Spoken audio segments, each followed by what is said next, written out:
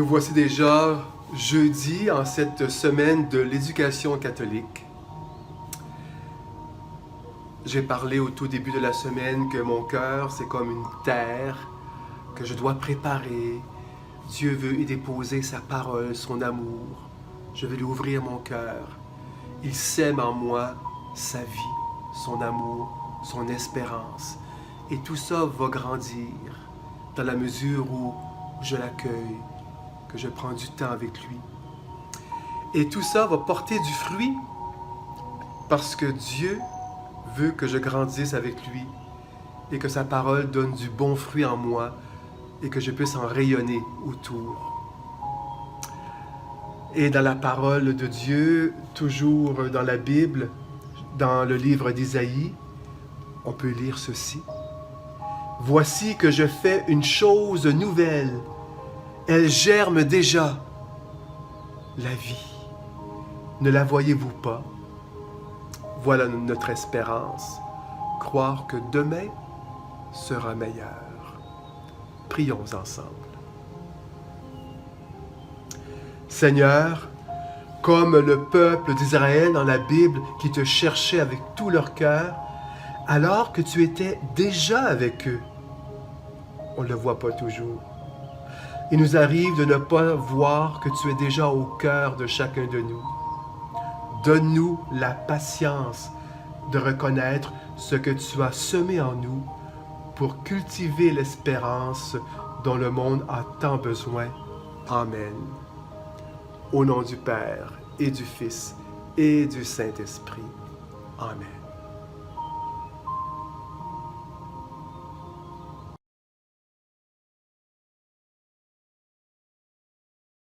C'est moi, c'est nous, c'est qui l'on est. Samuel Genest. Que ce soit pour des petites choses de la vie ou pour des problèmes plus importants, il arrive souvent qu'on ait besoin d'aide. Comme les autres peuvent pas toujours deviner ce dont on a besoin, il faut habituellement demander de l'aide pour en recevoir. Si demander de l'aide pour faire un devoir ou réparer un vélo est souvent plus facile, c'est pas toujours le cas quand il s'agit d'une situation personnelle.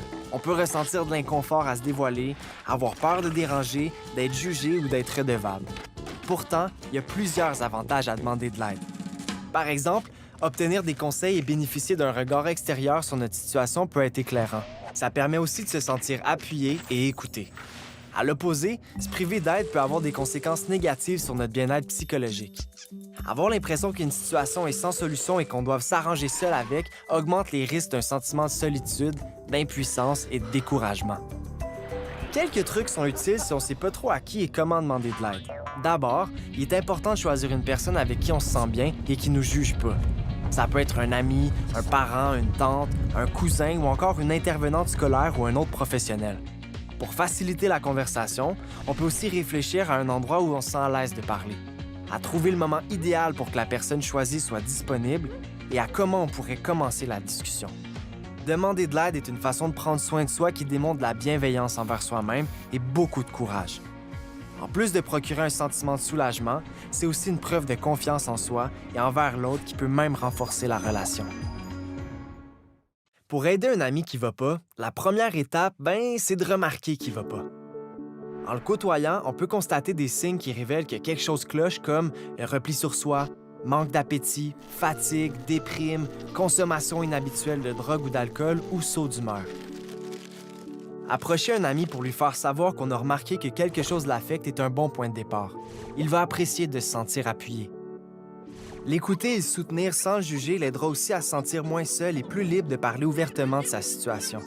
Dans certains cas, partager notre point de vue sur ce qui affecte notre ami peut lui servir à mieux comprendre ce qui se passe.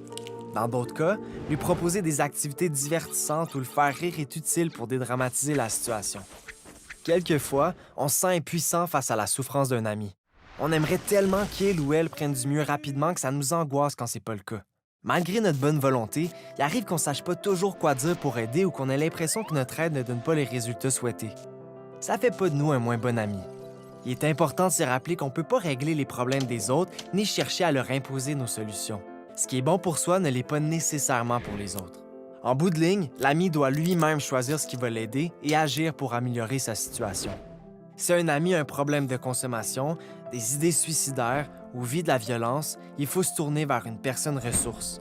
Même si notre ami aurait voulu que ça reste entre amis, ce qui compte le plus pour le moment est qu'il obtienne de l'aide. Plusieurs personnes peuvent alors prendre le relais. Intervenants scolaires, enseignants, parents ou la famille élargie. Même si sa réaction initiale a été l'incompréhension ou la colère, l'ami va éventuellement reconnaître qu'on a agi pour son bien.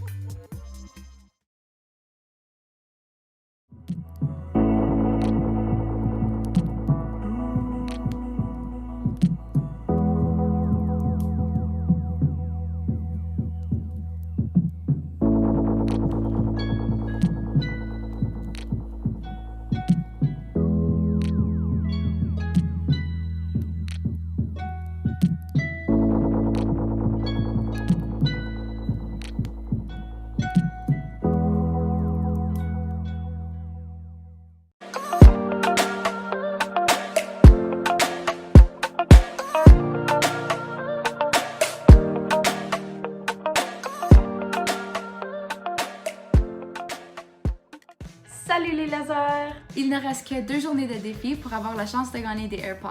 Wow, la semaine passe tellement vite quand on répand de la positivité.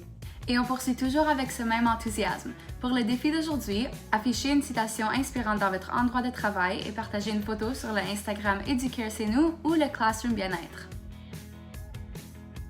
Hey Sophie, qu'est-ce que tu fais? Il faut finir l'annonce. Oh, excuse, j'étais sur Pinterest. J'essaie de trouver une citation pour le défi. Hey, c'est une bonne idée. Je devrais faire ça aussi. Participer en grand nombre. À plus tard les lasers! Représente l'équipe des lasers aux Jeux du réseau qui auront lieu le 20 mai. Il reste de la place dans la catégorie Categories, Échecs, Impro et League of Legends.